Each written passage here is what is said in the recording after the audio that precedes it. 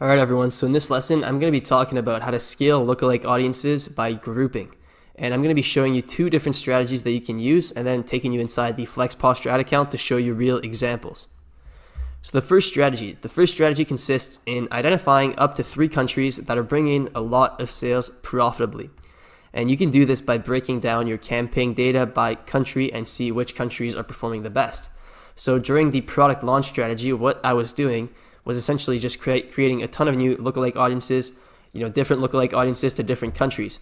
And so if you go out of that campaign and you break down by the countries, that gives you an overview of which countries are working the best for lookalike audiences.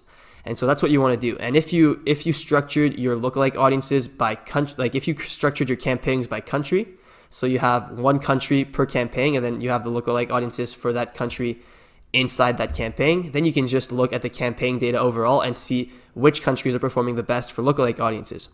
So you want to identify up to 3 countries that are bringing in a lot of sales profitably.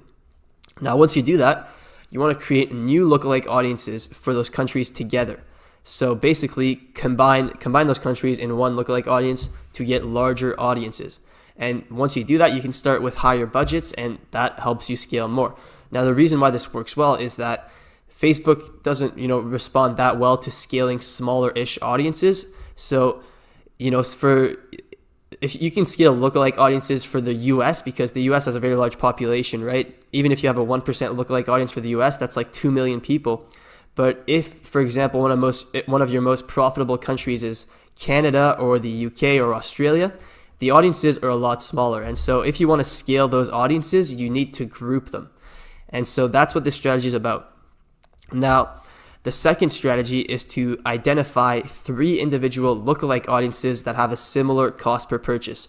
So instead of looking just at the countries, now you want to look at the individual lookalike audiences and identify groups of 3 to 5 lookalike audiences that have a similar cost per purchase and that you want to scale. Now, when you identify those, you can create a new ad set and then stack all the lookalike audiences to create a larger audience. And then once again, you can start that with higher budgets and Facebook should respond better to that when you start scaling those by grouping it. Now, the reason why they need to have a similar cost per purchase is that if you have different audiences that don't have a similar cost per purchase within your audience, so let's say you try to group an audience that has like a $5 cost per purchase with an audience that has a $10 cost per purchase, Facebook will not be able to optimize its bid strategy properly, right? Because for half of the audience, it only needs to bid $5, and for the other half, it needs to bid $10. And so you want to group those that have a similar cost per purchase so that Facebook can really optimize its bidding strategy, and that way you'll be able to scale that ad set very well. And so let me show you some examples now. So this is the FlexPosture ad account, and this date range right here is the first 10 days that I was showing you during the launch video. So now, what I did here is I sorted by the amount spent. So this right here was the lookalike audience campaign that I was scaling horizontally. So what I did is I'm just gonna break it down by country. So break down and then country, and then now I can see which countries are performing the best. So it's clear that the countries that we were spending the most on was the United States, UK, and Canada. But clearly, the United Kingdom and Canada provided a much better return on ad spend. And so that tells me that I should, create more I could group United Kingdom and Canada to create larger audiences and scale them. And so that's exactly what I did. So now if I go a bit further in data to show you what I did next, so let's say from the 21st to the 31st, and let's clear this breakdown and go inside the campaign, and then let's see what brought in the most sales during that period. So as you can see, the one that brought in the most sales is exactly that. So it's an audience that I created, grouping those 2 countries, so Canada and Great Britain. So I made a new lookalike audience for those 2 countries. Now this one is 5 to 10%. So I think I was testing 2%, 2 to 5%, and then 5 to 10%. And since this, the FlexPosture store was a very general product, these large audiences did work quite well. So this audience right here, like I said, I just grouped Canada and the UK, and then I put a budget of $240. Now, I did also have a manual bidding cap.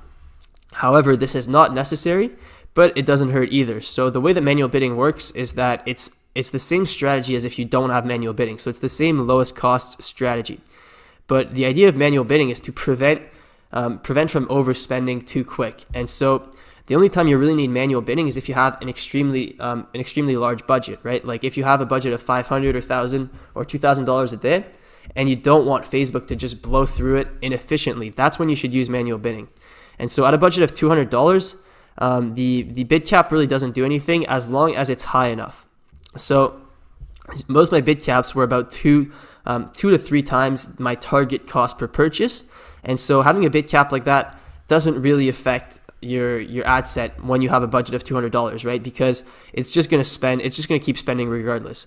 But the only way that having a bid cap could really affect your performance at this budget is if you had a bid cap that was really low. So let's say I put a bid cap of like $15, then I would get totally different performance because it would have a hard time even spending my budget.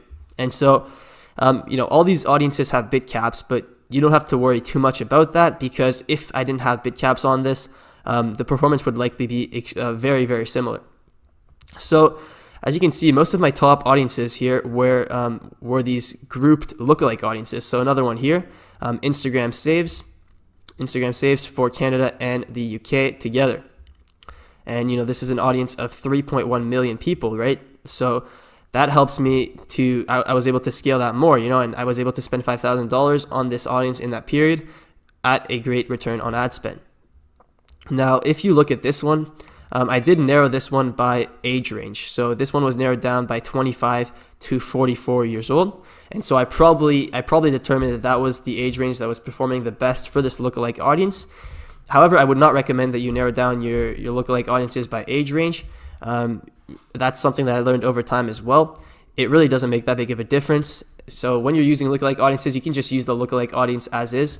Narrowing down your lookalike audiences by an age range doesn't make that much of a difference, because lookalike audiences already uses like age range. It's part of determining its targeting, right?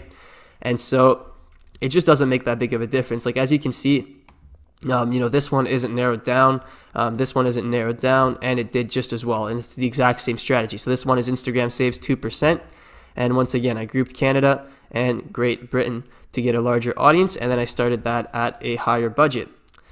And so that was the general strategy. Now another one here, viewed brace, so like a view content lookalike, UK, Canada. And yeah, so that was basically the overall strategy, the strategy number one that I was talking about. Now to show you the strategy number two, here is an example of that. So what I did with this ad set here is I found these three audiences here that I was testing, at lower budgets, so probably around $50 a day, during the launch phase. I noticed that these ad sets were all converting well, so they had a low cost per purchase, and they all had a similar cost per purchase. So what I did is I grouped them all into one ad set, and then I increased the budget. And so I put a budget of $200, and I put a bid cap of 2 to 3 times the target cost per purchase, and that's what I did. And so this gave me a larger audience of 1 million people, which isn't that large, but it's large enough that I can scale it a little bit more. Because if I just have a lookalike audience for like a 1% lookalike audience for Canada, that would be like 200,000 people or something, and so it would be really hard to scale that audience. And so when you group them like this, you can scale it a bit more. And so that one did well.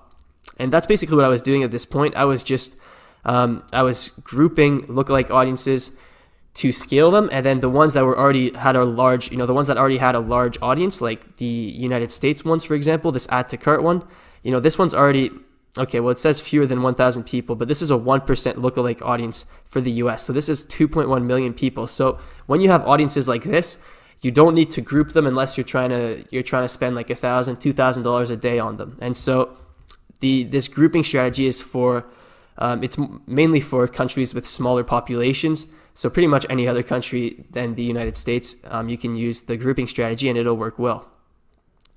So yeah, I mean that's overall what I was doing at this point, and yeah, I hope this was insightful, guys, and I'll see you guys in the next lesson.